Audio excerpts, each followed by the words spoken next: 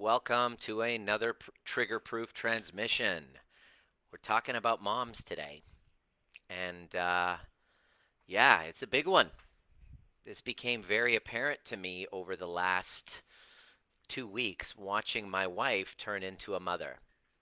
And it's been very like, as an observer, I've been watching and kind of taking it all in and kind of cross-referencing it with a lot of the client calls we have in our community and some of the conversations that I have with the clients that we work with.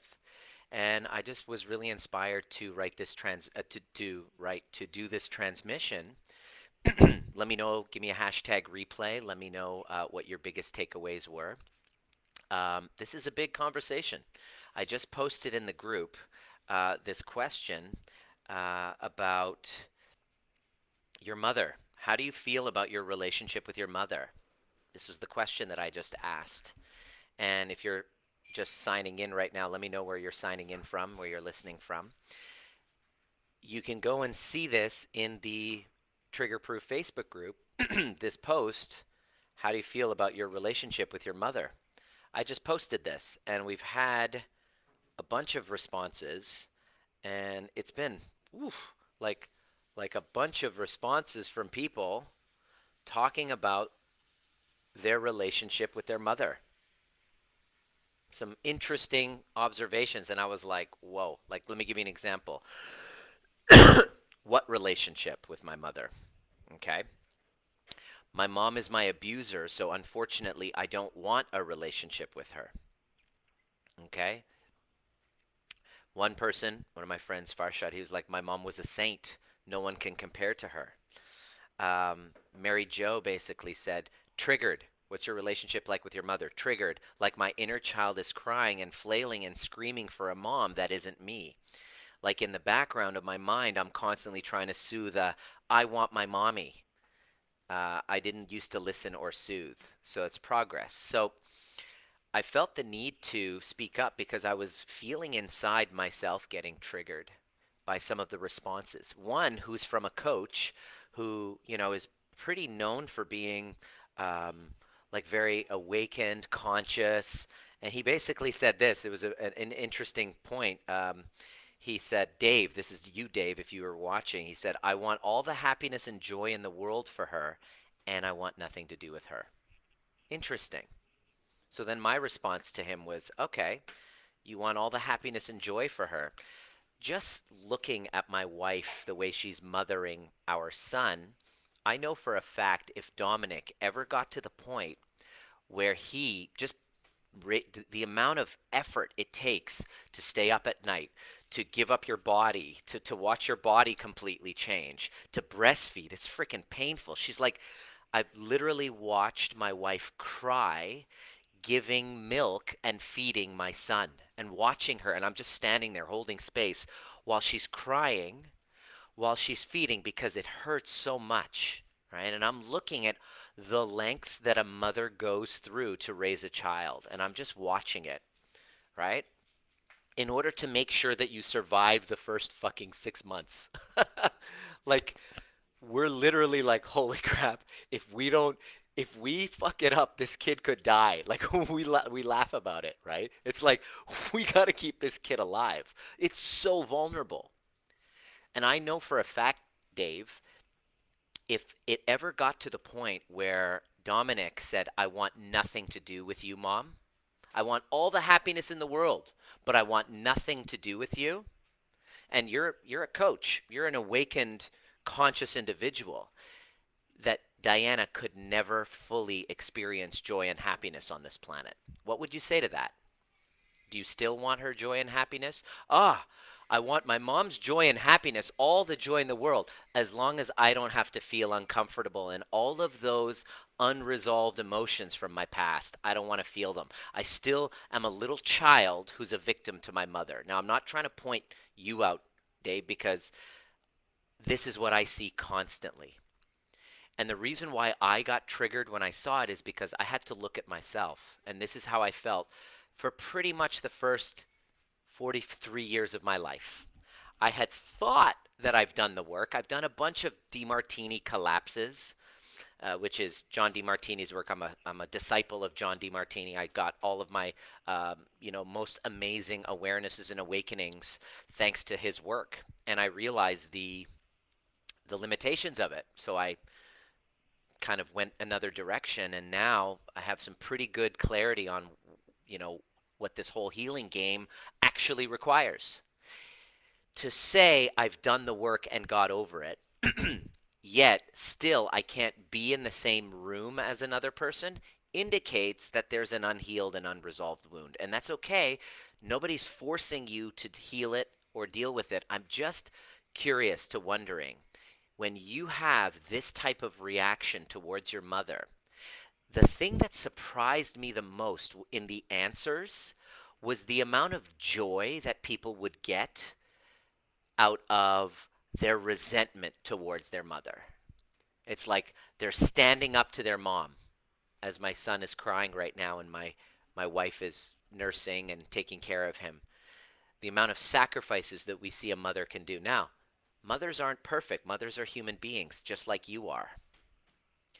Mothers get triggered and they dissociate into unconsciousness, just like you do.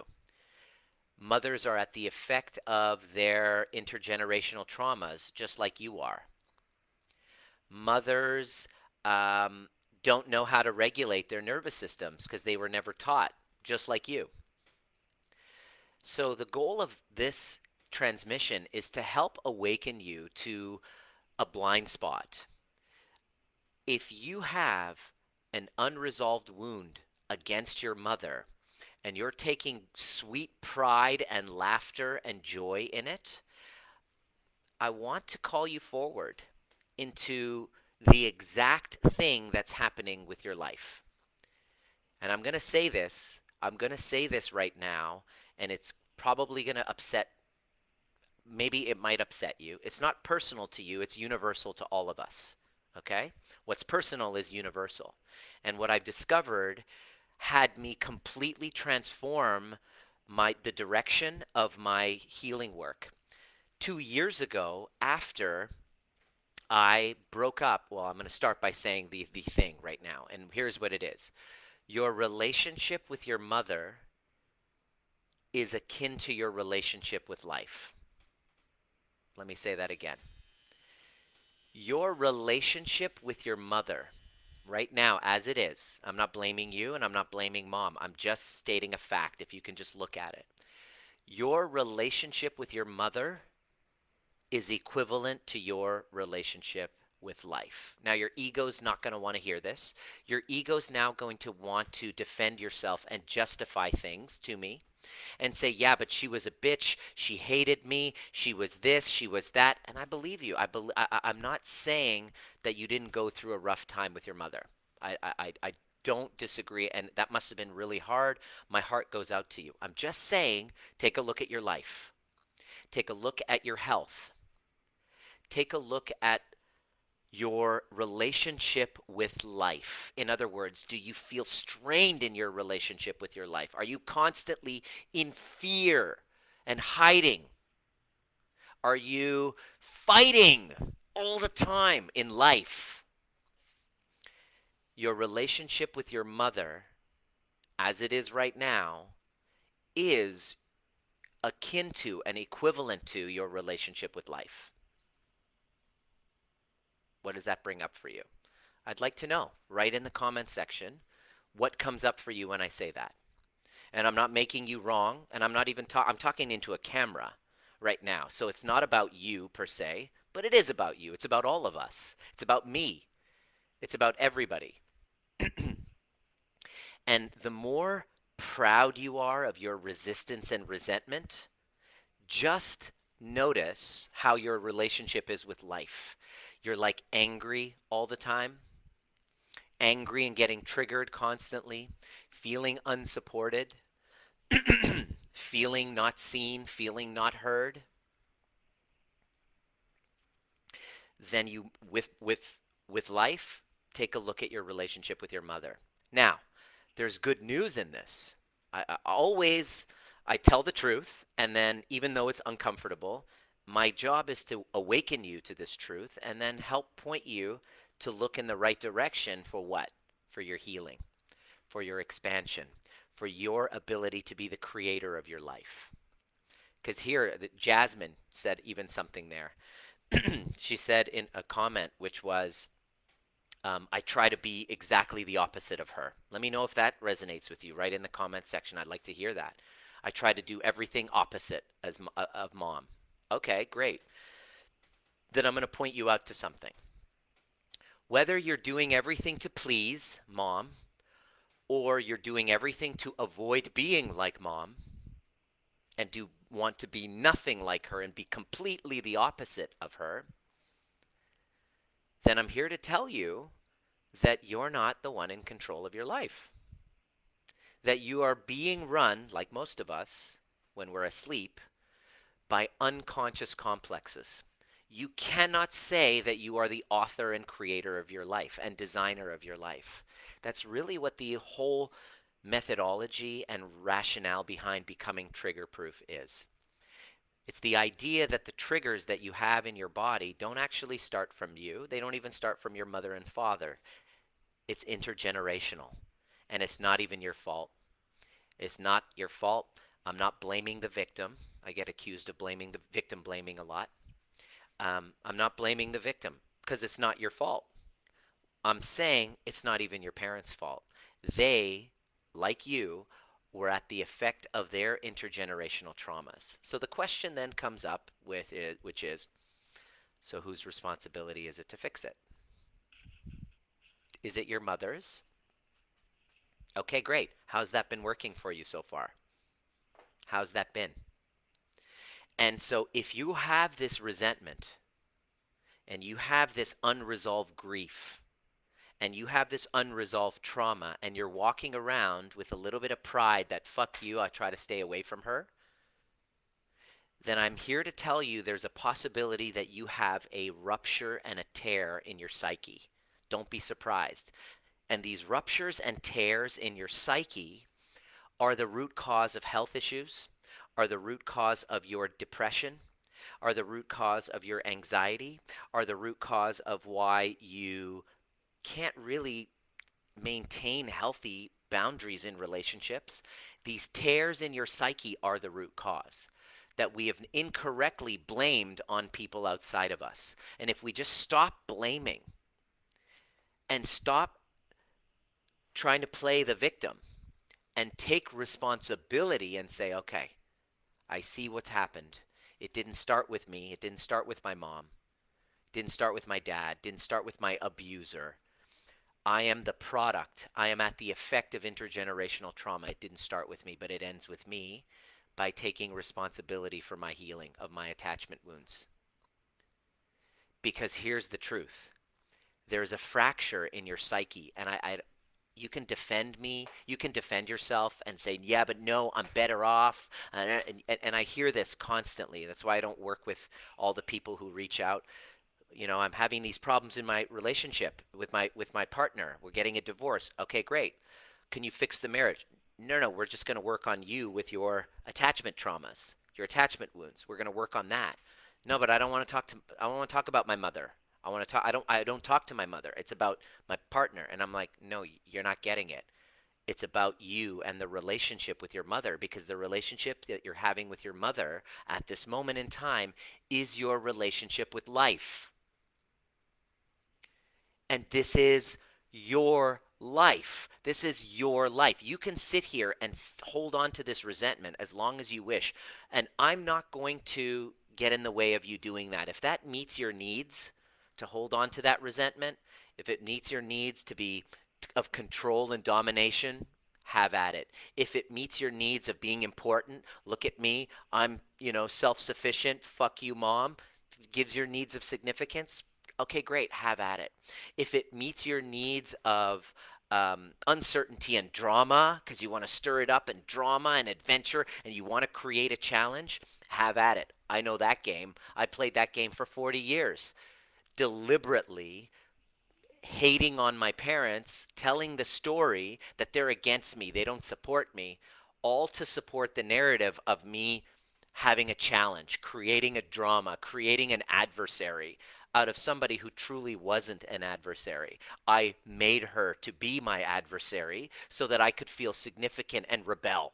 The rebellion is like I got high off of that. That's fine. If that's the game you're playing unconsciously, you might not be able to see it. It takes some deep inner work and somebody to fucking hold a mirror and go, Nima, take a look at what you're doing, why you're choosing to hold on to the resentment. If you really want to call yourself out, here's what you do. You write this sentence out and fill it and fill it. And I challenge you, if you're listening, I challenge you to write this if you're willing to be brave, because this is what we do in our programs. We expose the game, the little racket we're playing in the background. Okay? So finish this sentence. I choose to hold on to my resentment towards my mother because. Let me say that again. I am choosing to write that down, please. And I'd love for you to finish that sentence if you're willing to tell the truth. Because the truth will set us free, but first it'll piss us off. And you might want to say, fuck you, Nima, and I get that a lot, and that's okay because my number one priority is healing. Everything that I speak of, everything that I guide people through is healing, despite the fact that humans with our egos will do everything we can to block healing because we're going to do everything we can to block love. Essentially, why I choose to hold on to my resentment towards my mother was because it blocked the pain of the rejection that I felt. It helped to create a buffer for not feeling seen and heard. Okay? And I'm not alone in that. That's probably something you might even resonate with.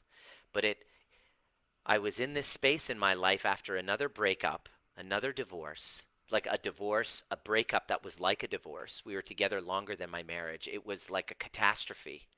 And I had to be like, holy shit, I am replaying these patterns because of my resentment towards my mother. I'm replaying these patterns with women in my relationships because of my resentment towards my mother. You know, my relationship with my mother, which was tumultuous, not seen, a uphill battle, was my relationship with life. And so I decided to change that, and I did the unthinkable. And this is where the whole trigger-proof concept came from, was that I actually moved back in with my parents. At the age of 43, I put this place up on Airbnb. This is my home, our home. We put it up on Airbnb, and I moved in with my parents because I really wanted to get a firm handle on what that was. And it wasn't easy. It's not done just with journaling. It takes some deep, deep, deep inner work to be able to uncover those and resolve them. And what I discovered was huge, was that my relationship with my mother was impacting every other relationship with my life. And the resentment that I felt, and I bypassing that I did, which was I don't want to deal with it. I try to avoid, which is cognitive bypassing, because you want to avoid feelings of rejection, because you want to avoid feelings of not being seen and not being heard, because emotionally there was not any attunement because of a mother who was dissociated, kind of like you are right now, possibly. Most people are. Most people that I talk to, they haven't really healed their attachment wounds. Most people. You can feel it when someone has. There's a presence about them. There's a playfulness about them. There's an authenticity about them. They don't hide from the truth. They can look you in the eye. They're feeling safe in their body. There's a relaxed kind of feeling towards them. They're not overweight and obese because they're creating some sort of a safety from a trauma that they've gone through that they haven't healed from. In other words, how do you tell when somebody's healed their emotional wounds? Well, you can see it in their body. You can feel it in their voice. You see it like it. There's a quality about them that has you understanding that they have a safety feeling. I can see it now. Those of us who've done that can feel it in other people. It's like a three-dimensional sense of life. That's what's available to you if you're ready to tell the truth and say, the reason why I choose to hold on to my resentment towards my mother is, and then tell the truth. Because on the other side of that is a choice.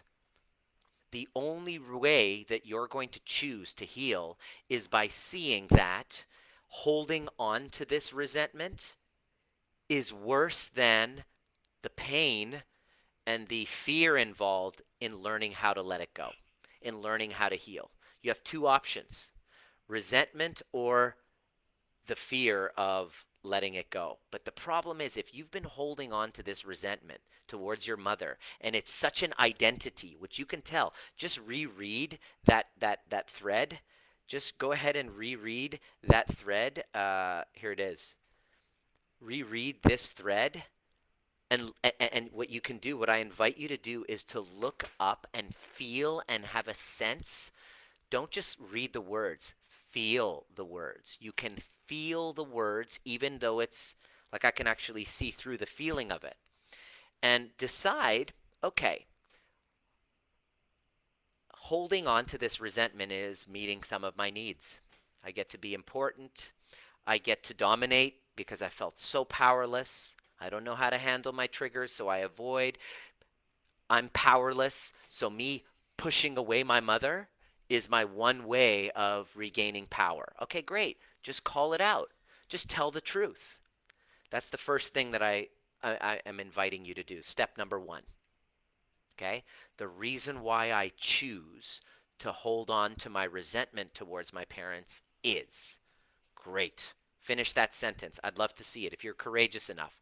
Now, you haven't signed up to do the work, so I don't really expect you to. This isn't like counseling, going and talking shit about your mother every week, really for 20 years. Doesn't really help you very much. Helps your therapist to have a business model that has you constantly stuck in a victim state.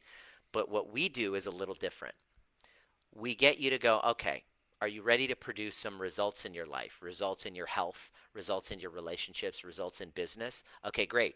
Then we got to start to call ourselves out. So, why I choose to hold on to my resentment towards my mother is blank. Now, if you can be real with it, it's going to hurt.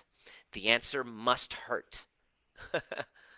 That's how you know you're healing, because there's pain involved. It's like, ugh, it's painful. Step number one. Step number two: what's been the impact of me holding on to this resentment? What's been the impact to my health? What's been the impact of my mental health and well-being? What's been the impact of my relationships? I realized this resentment that I was choosing to hold on to with my mother. Choosing why? Because in order to heal it, I'd have to face it and talk things through with myself and with her, and I'd rather just hate her, to be truthfully honest, and to go and just try to numb myself with other women to try to compensate for that incomplete with my mother. But what was it but at what cost? I'm 43 years old and I don't know how to have a healthy relationship with a woman. I don't have a healthy relationship with a woman. I don't love what I do. I feel like a fraud when I'm speaking. I have anxiety constantly. These are the costs of this unresolved wound and resentment.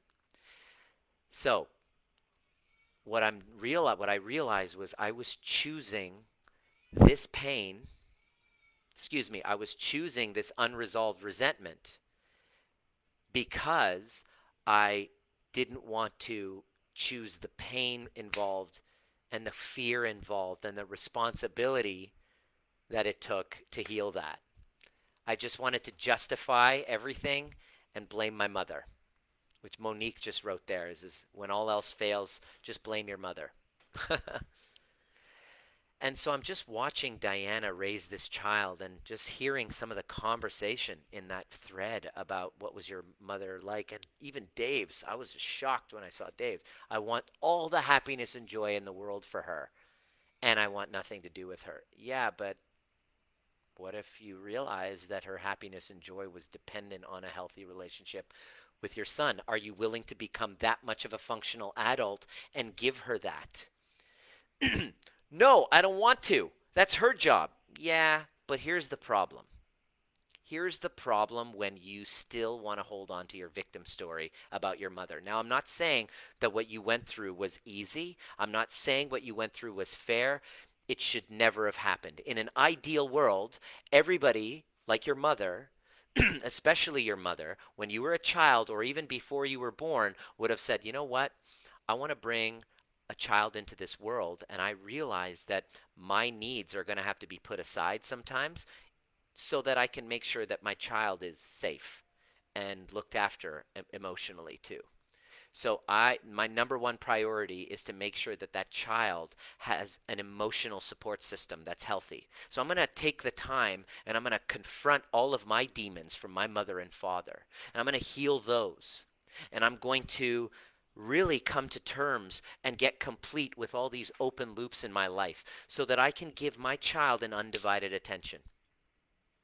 What would that have been like for you if your mother took the time to do that? Now, she didn't. Okay, she didn't. Now what? We now are faced with a choice and a responsibility.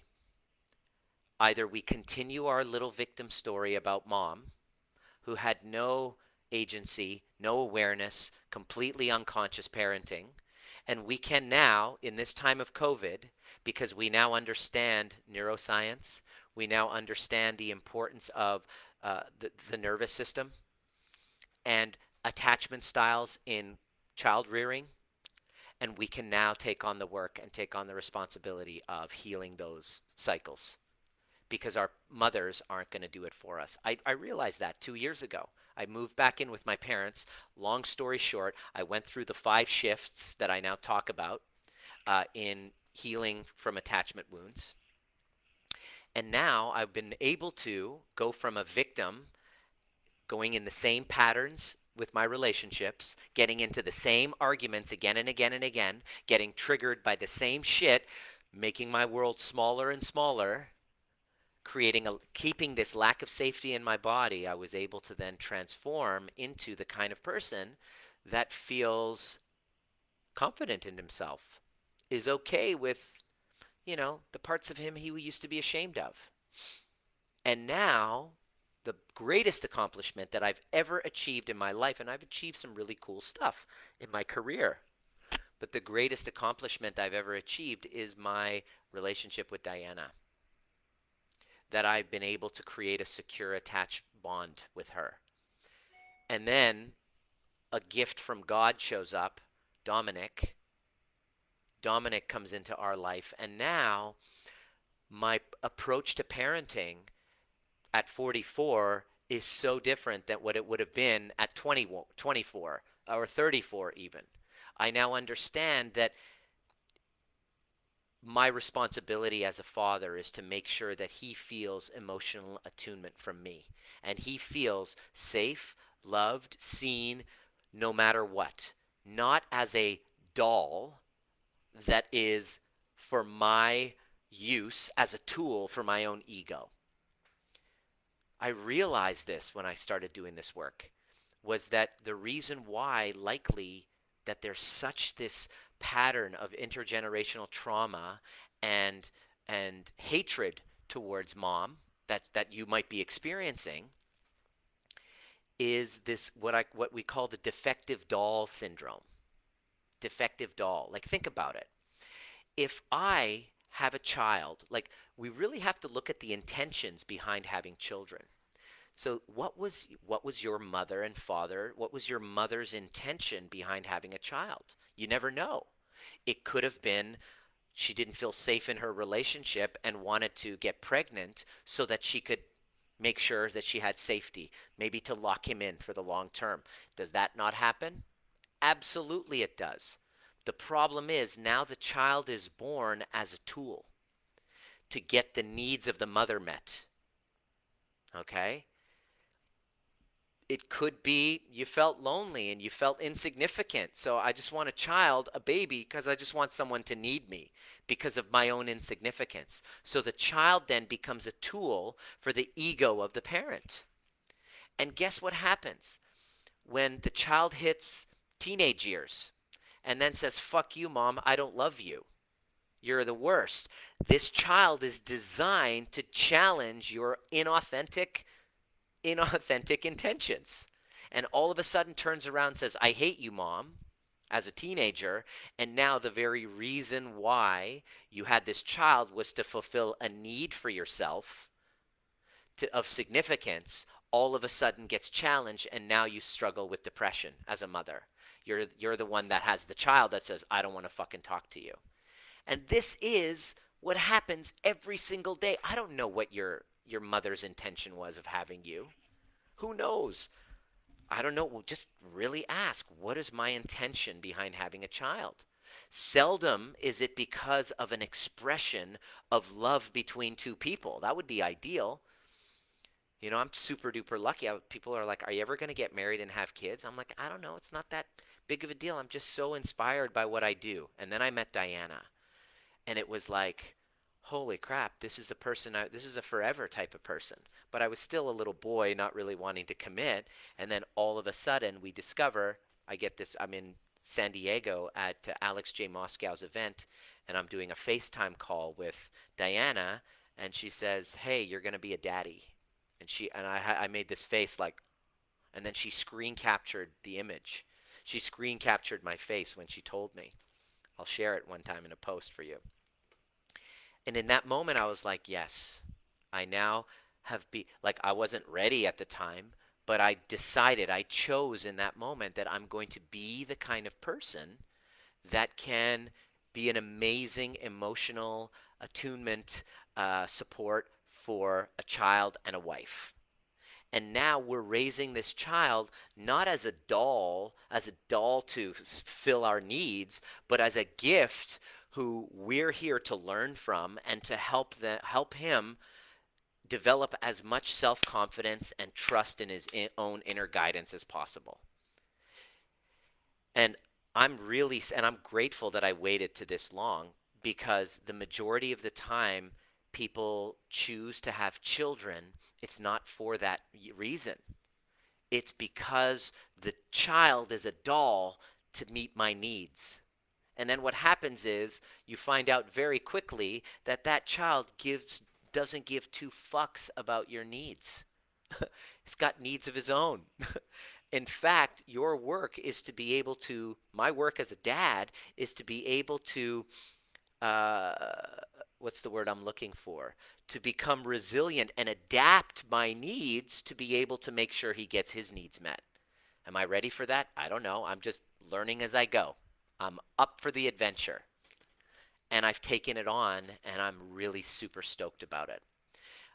I just feel for most human beings that didn't have that experience growing up as a child. Because who knows what the intentions were of your parents of having children? Who knows? Often it was to meet the egoic needs of themselves as an extension of themselves and their own value and their own worth. Now, if that happened, I'm sorry. And you're not alone. And it sucks. And there's a part of you that's true, that no matter what, deeply wants to love your mother. Deeply. Even though you have put up walls around you. I'm going to say this. I'm going to look into your eyes right now. I'm going to come into the camera, and I'm going to say it because I'm talking to you. There's a part of you that deeply desires connection with your mother. That part of you, you've silenced if you have hatred towards her. And when you silence it and you push it away, Mary Jo, this was the conversation, it then, the resentment and the resistance you feel, yet still having this part that loves her, it must feel completely like your existence is torn in two. I actually made a comment about that. I actually told her, I said, this is what Mary Jo said. She said, I'm triggered. Like my inner child is crying and flailing and screaming for a mom that isn't me. Like in the background of my mind, I'm constantly trying to soothe them. I want mom. I want my mommy. And I told her, I said, it must feel like you're at war with yourself constantly. She said, absolutely. And that's what I mean. What I mean is there's a part of you that deeply wants your mother. And you've probably just silenced that part because it's too painful. But it's there. And then the other part that's like, fuck mom, I don't give a shit about her. And so these two parts that are not working together cause a fracture in our psyche that causes anxiety, that causes insecure attachments. You show up as super needy. You might say, fuck that, I don't want that. But then you'll transfer it over into your relationship and show up super needy like a little child, like a needy little child in relationships. In other words, you can keep pushing it aside. You can keep throwing pride for all of your hatred. I never want to speak to her again. I refuse. And you take such great pride in your resentment. That's fine. I'm gonna invite you to just stay that course, but at what cost? Because there's a part of you that deeply wants connection. And I'm proposing that unless you get complete with that part, you can never be whole and complete in life. Because your relationship with your mother is your relationship with life. And your responsibility as a human being, as part of your responsibility, we all, by saying you, because it's me too, is to heal those wounds. Because if I don't, I'm going to constantly be looking outside of me to do it. I've been doing it for the first half of my life. It didn't work. And so I shifted that awareness. I started looking at that and going, oh my God, my relationship with my mother is my relationship with life. I shifted it. I said, what kind of a life do I want to lead? I'm middle aged. I have 45, 50 years left. How do I want those years to be? I want to be doing what I love with whom I love, where I love, and I want to be surrounded by love.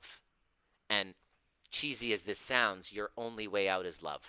Love is your only way out. This whole coronavirus, COVID stuff, your only way out is love. And it's hard because it's so much easier to hate and resent.